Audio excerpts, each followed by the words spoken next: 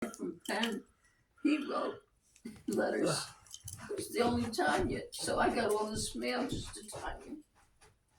But now, I mean, every other black is a Tanya.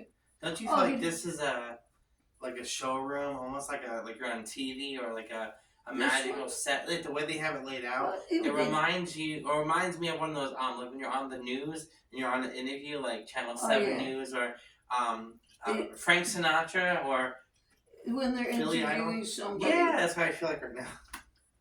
Well, I haven't seen any interviews of anybody. No, except for us, we're the main stars. Oh, gee. It's too bad that I bought the 45 before it was banned. They're coming to take me, Napoleon 14th or whatever. We thought it was funny, but it was a 45. I used to go, there was Woolworths and there was a second, it was called Newberry's. In fact, I think the one over here where the old Hannaford is. You know, I don't know if there's like an old train that still is in use, Catskill, like on holidays or weekends. It's for kids mainly, but you pay. You got to be with an adult. Oh, I've been on it before. Yeah, well, that's where the old Hannaford is, and then there's this. Once upon a time, probably right through the 50s, before. Yeah, I call them jungle bunnies. That's what Paul used to call them. Yeah, well, they can't object to that. It's not the N-word. No. And it's neither sub-Saharan Africans. No. Because it's the only place you find them. It's a proper political term, technically. Well, I can call them sub-Saharan Africans. No, I said it's fine. It's a practical political term. It's fine. It's not political. It's anthropological. Because it's the only place on this planet where indigenous blacks originate are sub-Saharan Africa. They're trying to claim that Egypt through Morocco, that northern Africa is black. No. Officially, they are Asian African. Only Africa is in there because of the continent. But the people there are Asian. So what happened? How did you have the most beautiful woman, Queen Nefertiti of Egypt?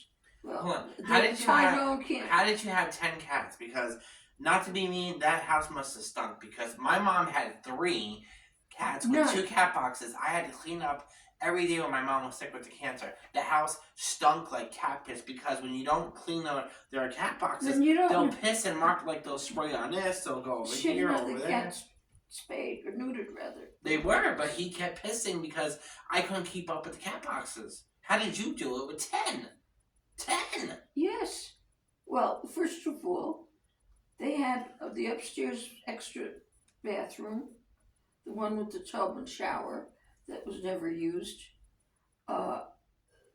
Occasionally I soaked my leg. I loaded up with water, just enough to pour hot water on my ankles. So I sat down. No, but I had the cat litters. They're all litter trained. And the house nurse, people would comment. It was like a showcase house. It was absolutely only people that don't know how to take care of cats. I'm not insulting you, but no. I would clean the cat box like once a week. I would dump out the old litter, and then I would pour a little bit of cleaning solution in it and let it sit, then dump it and then dry it out, and then pour fresh litter in it.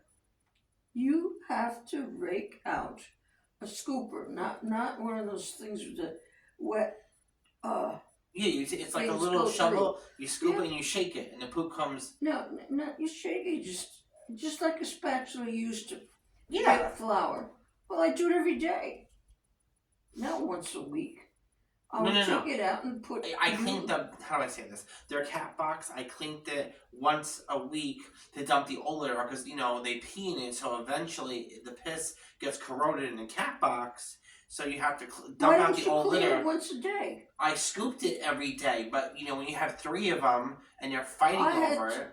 No, cats don't fight over litter boxes. Well, I don't know what their issue is. My cat Mouse, the fat one, he wouldn't go in the other cat boxes. The other cat was pooping. Were they outdoor also? A little bit. They're half. That's the problem. Really? I didn't know. No. Well, tell me. Indoor cats. Believe me, I had a 4-bedroom house. pictures. I'll show you. In fact, I'm afraid what's going on. And I'm afraid that I have to pull the stuff out from where it is because it's not on any secure lock. Anybody could pick it. That's scary. I have all designer clothes. I mean, I lived a life where when we traveled, I'd have to change outfits about 3 times a day, depending on the function, etc. Did you meet him in Russia or was he in Russia? I was born in Belgium. I met him at NYU.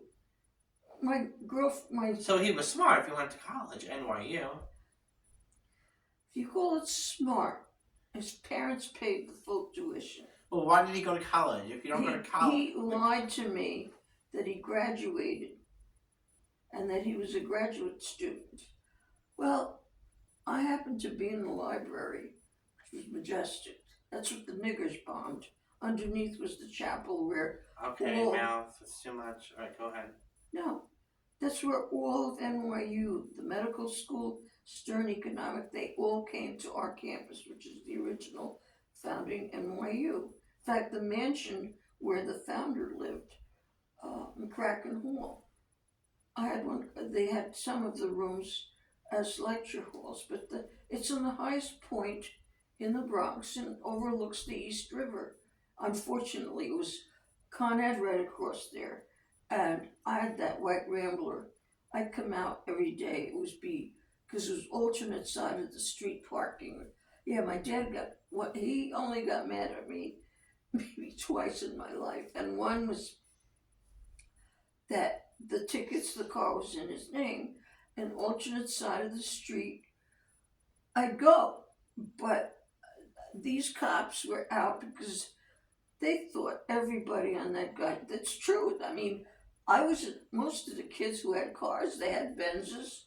Jonathan Farkas, well, his family was, remember Alexander's, the store? They had right across from Louis. They made their money and fortune by... Bloomingdale's or Bloomings? Huh? Bloomingdale's or Bloomings? No, Alexander's. Oh.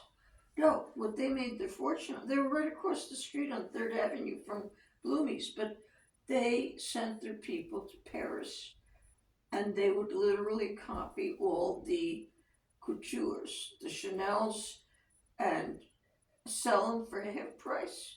So that's how you met your husband?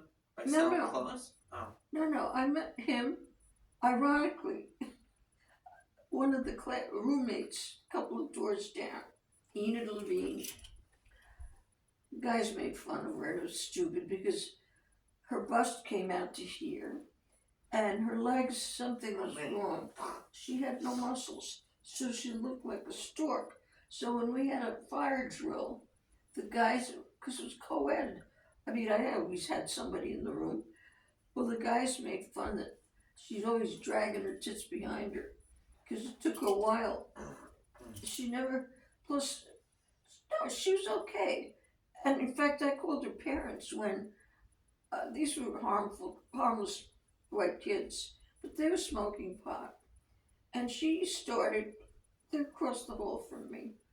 Well, I wouldn't let them in my room. I mean, they're from Boston. In fact, there was 2 guys, I feel bad, but I had to. They were trying to get serious with me, not physically. In fact, when I got pissed off about something, I went to sleep in the guy's room, and poor man, he had his shorts, but not like BVDs. They were just like they could be on the street. No, but he was having a hard on just being next to me. But I went there because I was mad at Enid. No, but I called her parents and said, I hate to tell you, but she's messing around with a couple of kids from Boston. They were white. They were very nice. We all packed in my car to go get a Christmas tree all the way up in Monroe on the property of that lake. And we stopped at my parents' house. No, so I met him Enid was the ultimate yenta. She knew everybody. She knew everything about everybody. So I offered, I don't know, it's before your time, there was something called John's Bargain Store. It was like everything was 20 cents. Huh, Yeah, there was one right in, past the Grand Concourse. You call that Five Below now. But no, it was, I guess now the answer is the dollar store. That's a joke. It's got Oh, I know. $4. There's hardly anything that's $1. Well, I got these sweatpants for $10 at Five and Below, and that was like a little cheaper than Walmart, not by much, but. Where is it? I never heard of it. You said it's in the mall? Mm-hmm. Which one? Where Marshall's is? Mm-hmm. Wait a minute. It's across from Marshall's. Where the other part, the home? Yes. Of, because there's a UPS store. They moved the UPS store in the corner. It was something else before. So did he? Old Navy. Mm-hmm. I don't even know. What is that Old Navy? I don't know. I don't go there. I can't afford it. I just go to the Walmart. I don't know if it's Five and Below. It's not Army clothes. Old Navy. No, I don't know. It's kind of like it's a brand of fashion. That's all I know. The only place I went is that Homes thing. Home Goods. The Marshall's Homes. No, it was nice. Is before they started trashing Russia, I got these hand painted by Russian people Easter eggs. It's very. I'll show them to you. They're very creative. Very Ukrainian too, with them with the eggs. Oh no, Ukrainians are famous for the pisankas, as they're called. That's Ukrainian. That's the geometric design. They're genius at that. And us Polish, we don't do eggs. You know, I had a Ukrainian dentist, and she fled from the Ukraine to Germany to prevent from being killed by the SS. But so she hung out with Germans. And she was, yeah. Well, that helped. Because, no, the stupid Ukrainians joined with one of Hitler's most vicious SS teams. And first thing, they went after some poor leftover Jewish people that were somehow were missed. They were well, I want to get back to the topic. You were saying you met your husband in college. So Did he ask you out? Me and Enid were going. I was going to take her over there to the stores. It's right after we had the number 4 Trinish. That's how I went downtown. It was safe. There was none of this bullshit where some woman is set on fire and nobody does anything. No, it's all white people. It's above ground until you cross the river. No, so we went to go out of the dorm. There was a huge lounge. It was the dorm. There were walkways. At one time, it was all met. It's a V-shaped building. You could see it right off the Major Deegan. So it's called Silver Hall, the Silver family. That really is. They built downtown a lot. They're multimillionaires. So anyway, so Enid didn't have a car. So I drove. She, as I said, she was the ultimate yenta. I don't mean that in a negative way. No. But she knew everything about everybody. So we're walking out. Nowadays, it's called a nosy bitch. No, it's not that, because she wasn't vicious. She would just remember everything, whatever. So it was, when you exited, you had where the secretary sat, and then at night there was a security person there. And then there was the mailboxes. In fact, when Martin Luther King was assassinated, my next door neighbor was almost in tears. We had TVs in between the mailboxes.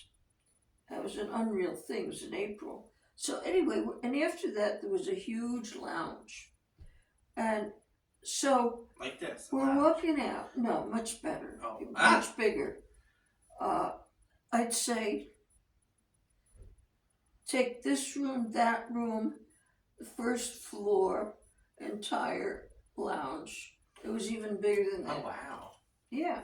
It had windows, except one way, there was a wall, and the wall separated us from seeing the post office boxes where we got our mail.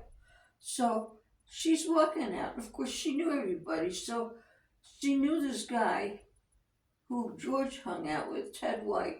Apparently, his father made his fortune in the meat district down there. Now it's all below 14th Street. He owned a butcher company. I mean, wholesale. They get whole, whatever it is, cows or whatever. And he lived in Connecticut. Well, you obviously must have liked your husband if he asked you out first. Did you ask him out? No, I never ask anybody out. So he asked you out. But wait a minute. So what Or happened going was, steady. we never went steady.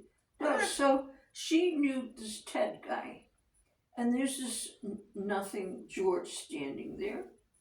In fact, there was one picture of him leaving the library. He had a windbreaker. He used to always put the collar up like he's a big deal. No, I found out that he's in the 65 yearbook. He flunked electrical engineering. He goofed around. And when I met him in 1970, my mind was in California. So when Enid introduced us, they built a new Tech 2. In fact, word was that our campus was going to close because they spent all this money building Tech 2 for the engineering students. Yeah, it was majestic. You know what George did? He ripped off, think this is impressive. This goes afterwards. No, but somehow we ended up being on the roof of Tech 2. It was technically not open for school, for the rooms for teaching yet. But you could take the elevator. It was pretty high. I don't know, it's like 20 floors, if not more. No, but to impress me, he ripped off these square, I left them at the house, men and women, these beautiful square plaques that were on the side of the door for the bathrooms. So anyway, we ended up in some divey, first of all, we were standing there near the roof. I said, "You speak Russian?" And he kind of nodded. Mm-hmm. His Russian was awful. So then he asked you out. So, no, he was always... Later I understood what the problem was, his mother. No, but he started hanging around. He had one lousy friend, and that was a guy that worked in the library. And to impress me, he asked Ben, who was a very nice guy, to steal books from the library for me. You just go borrow them. Why would you steal books? To give me a gift. He gave How cheap? Can you just go buy it? Well, these were hardbound Solzhenitsyn, and they obviously inside had the sticker, New York University property. Ben did it for him. So I got pissed off. So anyway, we ended up going to back then it was just a beer joint. It was right near, there was an Al's Pizza. I think I told you, it was a caricature. This little Italian guy with one of those white owl butts, you wouldn't remember. They were like 5 cents. He was always chomping. How he managed, she never dropped him. He had this mini bright blue pickup truck. It was a small Ford or something. It was miniature. And he was the delivery guy for Al's. I mean, pizza was only a large pie, was $1.25. So, I mean, all the guys would order him and the women. So how the hell he carried, he must have been 5 feet tall, no more. And how he carried 4.5 feet of pies and never dropped one. He'd come rain or shine, park his truck and walk across. They took good care. Not cobblestone, it was bigger stones. It was like a terrace going into Silver Hall. There were three, dorms. One belonged to the original campus. It was built.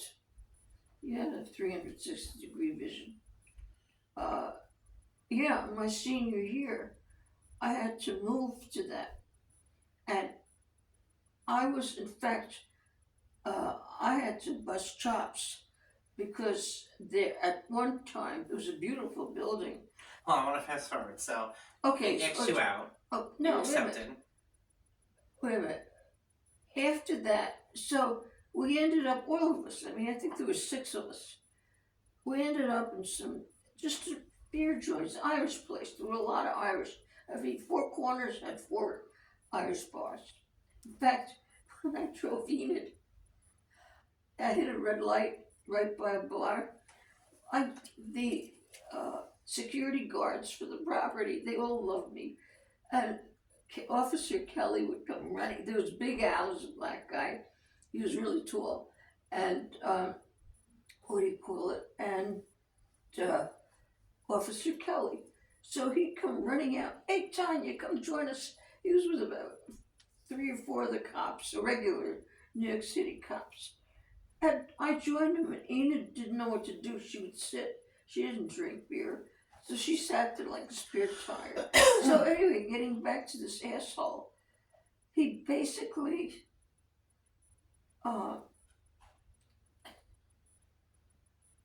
he conned me. First, let's see, I met him in 1970. I was hot to trot with Rich, but Rich refused to wear condoms. So I told him after we got involved, one of that was the Gujawichi. She should pick up her broomstick and fly away. Show her skills. So how was he a con artist? You knew who he was. You didn't have to marry him. No, well, it was just a combination of things. No, what happened first? Like, not to be rude, most people when you go on a date, especially in your generation, I'm shocked, and being Russian on top of it, very old school, most women your age had family and kids. It was expected of you. You were not just going to be some single career woman. You were supposed to be a mother. I got a job. Well, clearly. When I got back from... So he didn't want any children. He actually... I never asked him. But usually you talk about that before you get married. We didn't talk about kids. It's not what you talk about. In the Jewish religion it is, you want to have kids, how many, what do you want to do, yada yada yada. Nope. I was a single person doing it. It's between the Hasidic Jewish community versus American culture. Completely different. I'm the only Russian. Russians, they didn't have kids, they had litters. Well, you missed out. No, they'd have like 4 or 5 kids, even if they couldn't afford them. This was all the Russian nobility. Well, they hated my guts because none of them was as smart as I was. I mean, they weren't number 1. Is that why you think you got the cats, maybe, to replace the emptiness of not having children? I don't have any emptiness. I hate children. Why? I don't want It's one thing to be physically not able to have a kid, and then able to have children choosing not to. If the mother was too stupid to take care of her own kid, I yelled at the mother. I said, hey. Well, you should. Yeah, absolutely. Yeah. So, but, yeah, as a last resort, I'd have to go in and haul them out. But I'd chew them out, and I'd chew the mother out. So it's back to the cats. You had 10 cats. Oh, do you know all their names? Yes. I want to hear them. What's that? First cat? Well, the first cat, ironically, when we got married, we had this duplex apartment that faced woods, where now there's 3 homes. And we weren't supposed to have pets. And the front door, we were on the 2nd floor, the front door had a glass pane. So suddenly this black cat started hanging around. Well, he was my first Giuseppe or Gussie. I would haul him, I'd take him upstairs. And one time when we were going somewhere, I told my in-laws to come up to take care of him, because he didn't seem to belong to anybody. But he'd wait by that window until I'd come down.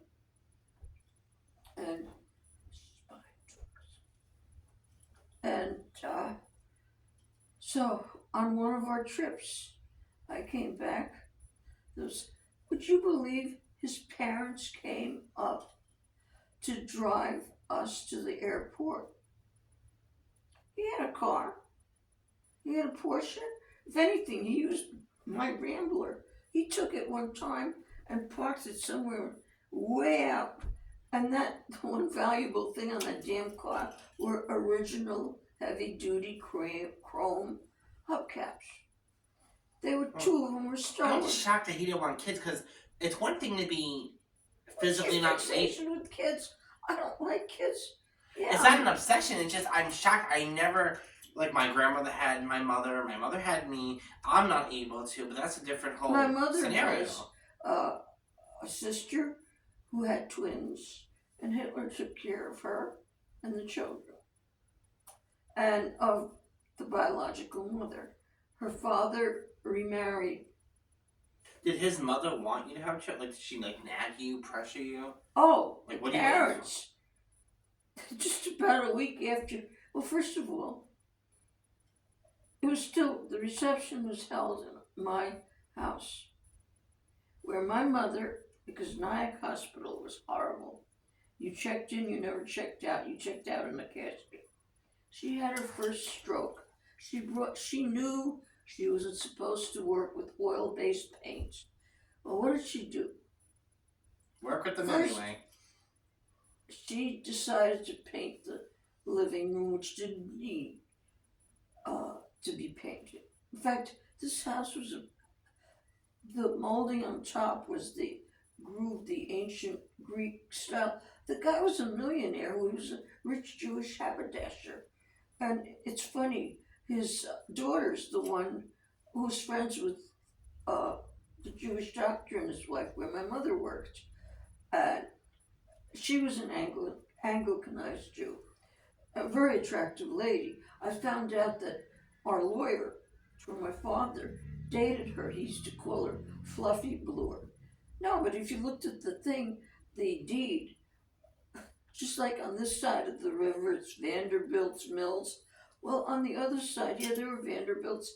The only thing is the house didn't have much land because the owner, this rich haberdasher, built 2 houses for his 2 daughters when he got married.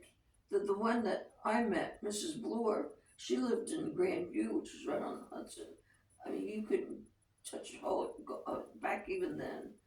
No, that was her second house. My father didn't want to go there, and my mother, because it was right, she cut across there that house had a common easement driveway with the doctor. So, and your mother and father, like, didn't raise you, like, oh, you're going to be a wife, you're going to be a mother one day?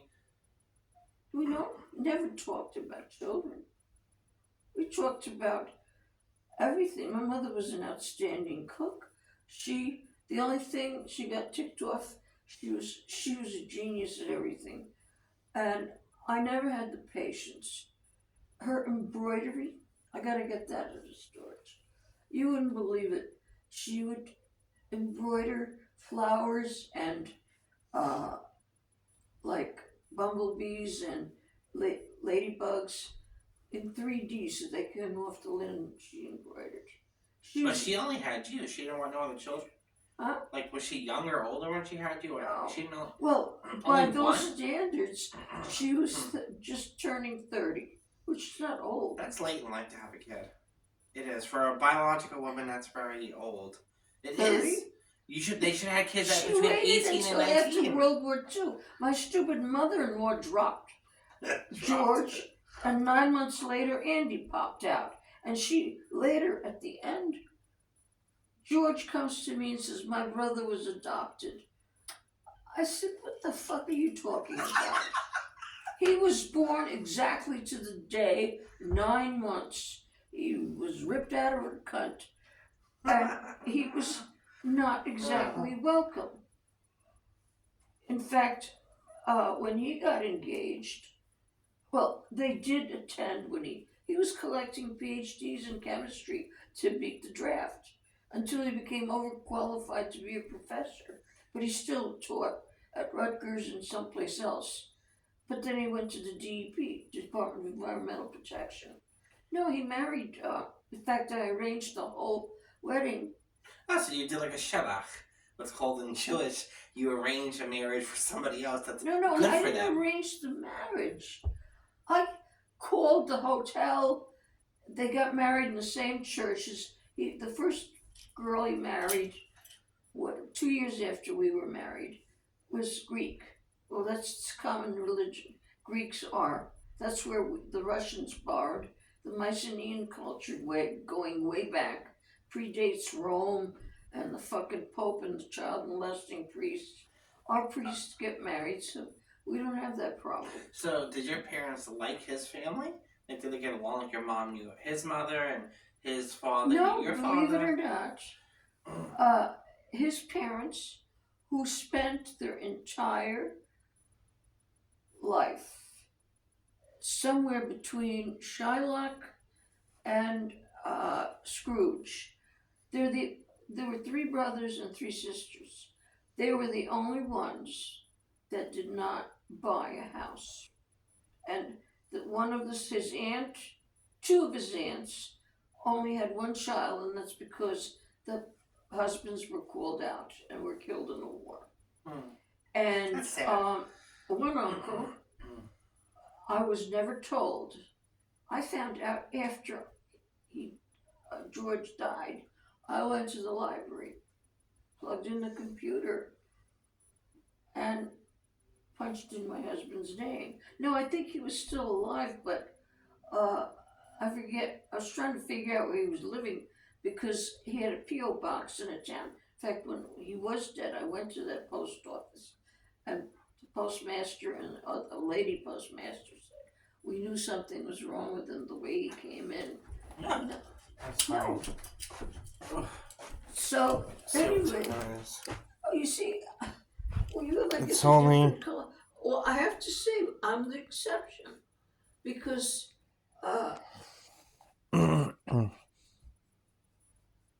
If you My guys like this, parents- if this gets 50 likes or 50 thumbs up, there'll be a part 2. If not, then that's up to you guys. But it's free, doesn't cost anything. Just hit the thumbs up button and 50 likes under the video.